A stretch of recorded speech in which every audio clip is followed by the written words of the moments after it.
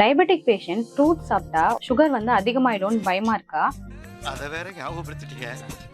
நெஞ்சமெல்லாம் பொண்ணு அறக்குது. Sugar அதிகமாகாம fruit சாப்பிட்றதுக்கு ஒரு டிப்ஸ் சொல்றேன், ஃபாலோ பண்ணுங்க. டயபெட்டிக் ஃப்ரெண்ட்லி ஃப்ரூட்ஸ் எல்லாமே நீங்க வந்து தாராளமா சாப்பிடலாம். எக்ஸாம்பிள் நெல்லிக்காய், நாவல் பழம், கொய்யாப்பழம், விளாம்பழம் இது எல்லாமே வந்து நீங்க எடுக்கலாம். அது வந்து சடனா ஸ்பைக் ஆகாது. மற்ற ஃப்ரூட்ஸ் சாப்பிடும் போது ஃபிளாக்ஸீடுன்னு சொல்லக்கூடிய ஆளி விதை வந்து 2 டேபிள் ஸ்பூன் அளவுக்கு பவுடர் பண்ணி வச்சுக்கணும்.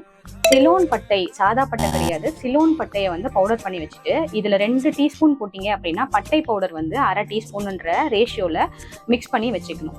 எந்த ஃப்ரூட் சாப்பிட்டீங்க அப்படின்னாலுமே அதை கட் பண்ணிட்டு இதை லைட்டா தூவி ரெகுலரா சாப்பிட்டு வந்தீங்க அப்படின்னா சுகர் வந்து சடனா ஸ்பைக் ஆகாது.